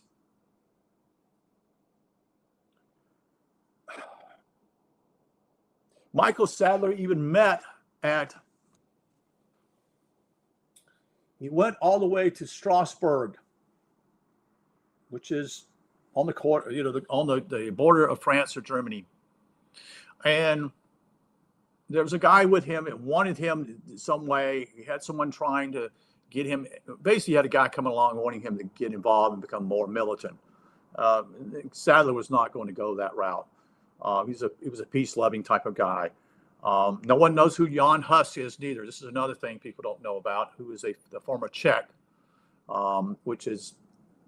he's a Hussite. That they call people who follow him they would call them Hussites, Hussite. I don't know if there's any Hussites, but this took place in the capital city. I think it's Prague. I want to say Prague in Czech Republic a long time ago. It's Czech Republic now. It used to be Czechoslovakia, after the war, during the communist reign. But the point simply is that the Huss had some type of influence because not Calvin, but Luther followed some of the things that Jan Hus was. Jan Hus was also burned to the stake. He was burned to the stake by the Catholic Church. And it doesn't take you long to figure out simply is that the Catholic Church were afraid of these men because these were somewhat learned men. And I'm surprised that Luther got away with what he got away with, which Germany is basically the state church is the Lutheran Church. And as far as I know of, I think it's correct, is the state government of Germany still supports the Lutheran Church. Now, I could be wrong. That could be changed now. I don't know. But people need to understand. They don't understand history and what's happened here. People just do not grasp this. And so they don't understand how these things come about and how brutal the so-called religious leaders, even during the Reformation, are to others. They don't. And so this is why I left the seminary. And I said, no, I can't teach this. I can't be a part of this. I'm not going to be a part of this. And so I also grew up. I grew up in different various churches, but one of the last groups I was involved in was a group called the Brethren. That's Brethren. I think it is Brethren Church, which is from some parts near what we call South Germany. And some of these people came, and the leader of this particular church was Andrew Mack, who came to Philadelphia. There are tons of Brethren churches as I've been to Pennsylvania, but this was Grace Brethren. This was a different church. It was a denomination coming from this group, but there are many different brethren. There's the Brethren of Christ, the Brethren Church. There's the Christ Brethren. There's 4 or 5 different Brethren such and such churches, which are basically German Baptists. They practice the communion. They practice the idea of the Last Supper, which would be communion. That is, they practice the idea of washing each other's feet, which would be man washing man and women washing women's feet. And then the fish and loaves, the fish and bread. They practice those things in that church. And they also baptized not 1 time, but 3 times. This is why they were called, another name for them was called dunkers, because they dunk people 3 times. The name of the Father, the Son, and the Holy Spirit. I don't think any other denomination does that. So, so I've been in the Nazarene Church. I've been into the Independent Baptist Church. I've been in the Southern Baptist Church. Not me. My parents went there. The Independent Baptist Church are the fundamentalists, they talk about hell. That's another story. They believe in a fiery place, such and such.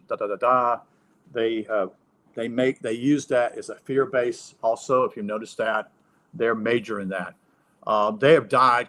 They're still in existence, but they're no longer what they used to be. But in the 1960s, early 70s, they were very prominent in certain areas. And they had a couple church, they had not seminaries, but they had places where they taught, which were actually in the South, which was Bob Jones University and Tennessee Temple. But they also believed in a lot of this other last day stuff, which is part of Dallas Theological Seminary and Grace Theological Seminary. They believe in the completely different way of looking at Revelations is that it's all about God's judgment upon the world, and God's going to deal with people, going to judge them. And that's not going to take place. But this is what they read the book, they read the Bible literally. This is where people completely get, they stumble. They stumble immensely because they look at the Bible literally. That's what they're doing. They're not looking at it metaphysically. They're not looking at it riddles, as Phil has shared. God is, in that way, is a tyrant, a complete tyrant. But anyway, I've gotten off the subject here, but I just thought I'd share this because simply it's kind of where I've led me in my life. One of the things that Grace Brethren did, one of the things I took with Grace Brethren was I was 18 years old and I was not going to participate in a war. I had no desire to go and kill anybody. They're not my enemy. They might be my country's enemy, but they're not my enemy. And I'm not going to kill anybody. Okay. So I'm very much, I can't think of what the word is right now, but I'm not interested in killing anybody. They never bother me. I'm not going to bother them. Okay. And, but there are people who are fanatics who will go out and kill other people because their country tells them to do that. And that's a mind slave. That's just being foolish, to do that, to kill someone else just because your country says they're an enemy.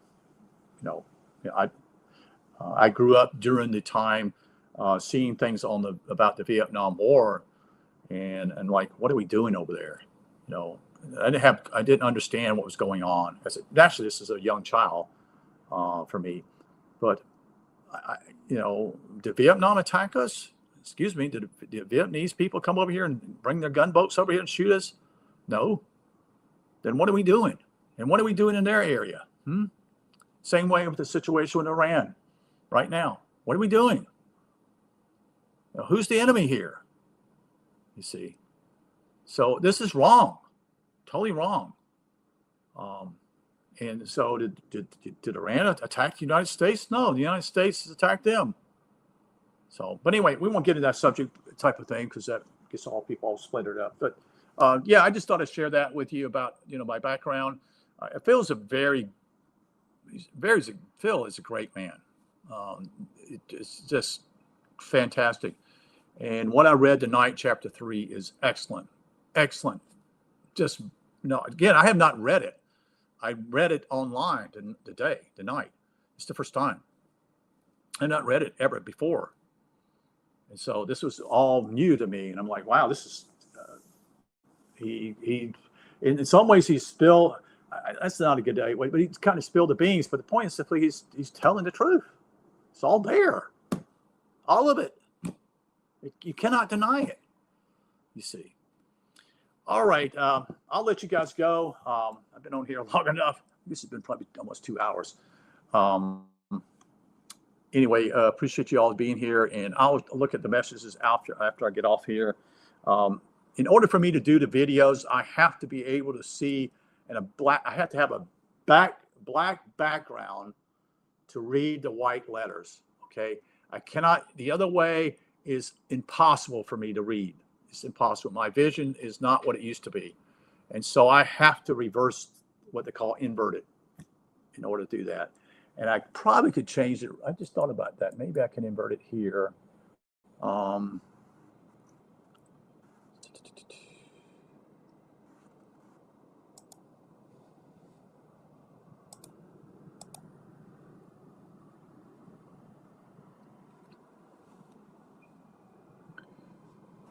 Okay. All right, here we go. Let's see if I can find it here.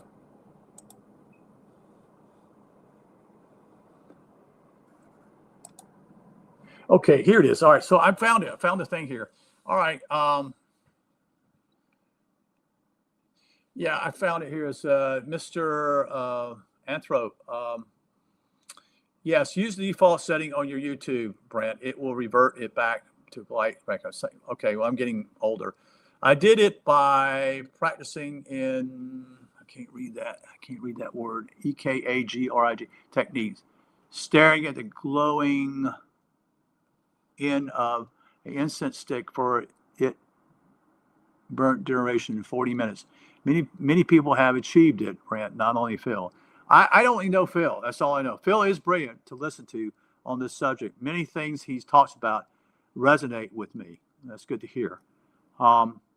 Who's the Goldsmith guy? Well, Goldsmith guy, Mr. Anthrope, was that was recommended by Phil Langdon to me. Joel Goldsmith talks about being still also. Trying to find stillness within oneself. That is when you sit in a stillness, you'll have thoughts that come through your mind and you just allow them to pass, but you still try to be still, meaning you try to have that emphasis there. And that's what I understand how he was explaining it to me. It's not, for me, it's hard for me to do. Phil Langdon says things such as this, that if you stare at a light bulb, such and such, for a few minutes, it'll happen. Well, I've stared at it, and for a few minutes, but I don't know if he's, time-wise, I misunderstood. So, yes, Joel Goldsmith. I don't know if Joel Goldsmith had anything of this nature, but he does give examples of trying to be still within. Me and him haven't talked. That is, we haven't had a video in 2 months at least. Part of it's also simply is that I've pretty much been burned out. I've been tired here recently in the last 2 months, 3 months, whenever the last time we did, and I just basically had to take some time off, just for myself. I read books online, and I don't buy them. Like I was saying here, I'm reading from what Phil shared with me, Mr. Anthrope. But the key is for me, is that I can see it better on a computer because I can always expand the how large it is. Okay, I can't do that with a book. Now I download a book on my computer. That's how it works. So I can download a book, and then I can change the color in the background, invert it, such and such. And I just recently bought a used Apple Mac, iMac. And I have always used the Apple iMac, but I think it was 3 years ago, mine died. Okay, died. And so what happened was simply is someone said, well, I can sell you one here. And actually the video card went bad. And I said, man, I'm not gonna put another $500 in this computer. It was a 2017 or 2016. It's getting old. And so I bought a cheaper model, which I bought a Windows machine. I have not owned a Windows machine since I was younger. And so I had to learn all the things about it probably 2 or 3 years ago. I learned and since then I haven't used the Apple. So what happens now, I've forgotten all the things, the buttons and everything to make things work on an Apple. I didn't realize it would be that big of a problem, but I'm 66 years old, you see. Yes, so Mr. Anthrop, that is Joel Goldsmith. I have not actually asked Phil this question, which I will do that sometime when we meet. You know, he recommended him. I think it was to help me to be still. So why is that for me? It's a bigger struggle for me, I think, because I do a lot of thinking. See, so I don't know. I'll have to look into it myself. I've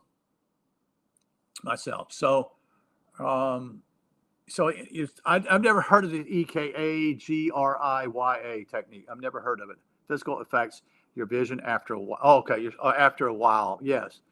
Your head of visions. What is it? Let's see. Your field of view, visionettes, and the eye stream with water. It really focused the mind. I've never. What are you talking about? The technique physically affects your vision after a while. Your field of view, visionettes, and the eye stream with water. It really focused the mind. What happens afterwards? Amazing. Okay, so I've been blind in my right eye. I had to have surgery back in 2018. I was told that my eyesight would come back completely. It came back, but I developed cataracts instead. And in America here, the problem is you can't do anything about it. In other words, you still have to pay the guy, even though he basically messed up on your eye. But so I've been reading off the internet a ton since then, trying to basically all this stuff started with Phil reading his books and all going through all the 16 crucified saviors, all kinds of books by other people, and reading them online, because I can just always enlarge them. You make them larger to make the print larger so I could read it. That's why. That's the only reason why. It helped me. It also, money-wise, I can download books from WeLib, WELIB.org, download them, and read them online. Okay, so if I have an interest in something else, I can do that. But mainly it's been what Phil Langdon suggested to me. I followed him, like I said, for the last 3.5 years. So anyway, it's about, I guess about 10 o'clock here, 9:45 here. So I was just trying to explain some things about where I've come from, my background.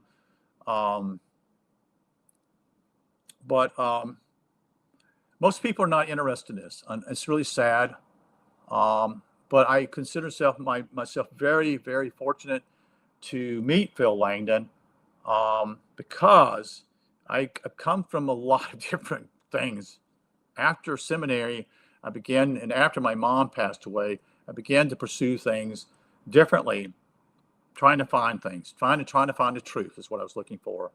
And I knew that the church was no longer the answer. And so that's what happened. You say it's cinnamon mode off, back to default mode. all we have here, what I have on this one is the invert. That's all the thing it's called here is invert on this computer. This is a used Apple 27-inch, which is much larger, which is also supposed to help me out with being able to read. That's why I also bought it, because they don't make the 27-inch iMacs anymore. They've gone to a 24-inch. It's a cheaper computer too. It's inferior. I know a friend that's got one, and the sound here when you listen to something is far better than it. It's a cheaper computer. It's as light as can be. This computer here weighs about probably 25 or 30 pounds. So it's the one with the metal backing and all that, and it's the 27-inch type of deal. I basically grew up with Windows at first, and then I got somebody to give me one of his Apple computers, probably, I don't know, 15 years ago, 20 years ago, and I just fell in love with Apple. But I can't afford to pay, $1,500 to $2,000 for a computer. I can't. That's crazy. So I don't buy new computers. I don't. I buy used ones. So, but anyway, it's good. Again, it's good to see you. I'm glad you here. Thank you. I hope that you enjoyed it. Like I said, it's pretty late for you. It's probably 3:45 in the morning for you. So, but this is the first video I've done probably in 3 months, I guess, roughly that much. And I am taking something from my cataracts deal, but I really haven't seen much change. So I can't. The Apple, the Windows machine will allow me to do the same thing.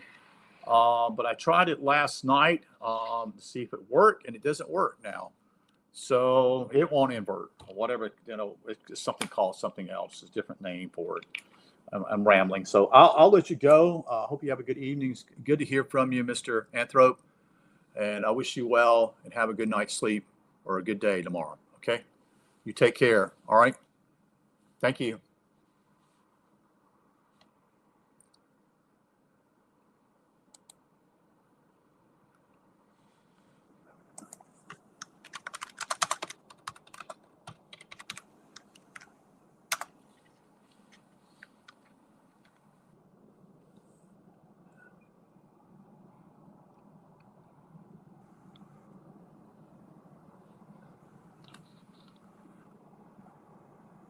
Yeah, take care.